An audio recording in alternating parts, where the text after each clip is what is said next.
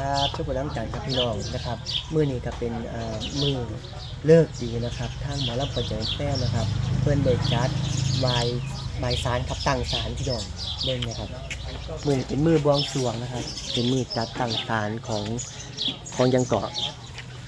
ของ ผู้ดวงญาดี ผู้ดวงญาดีนะครับ แล้วก็ศาล ปูพญานาคนะครับ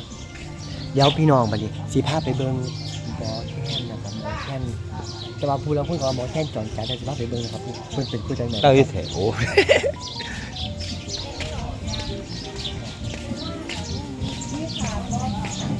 นี่นะครับ ไปใส่กับพ่อแล้วตลอด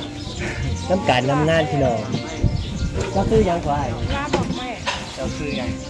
นะครับก็คือหยังคือหมอแค้นเจ้าไหม หมอแค่สร้าง หมอแค้นสร้างมานะ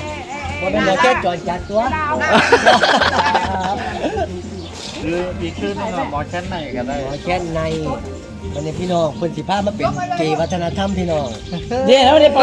เดี๋ยวได้เป่าล่ำแม่ คนสิเพิ่นสิพาเกี่ยวหมากได้เป็นนี่เดี๋ยวเจ้าไหนยังคอยติดตามนะพี่น้องเด้อมาเด้อ เมื่อนอี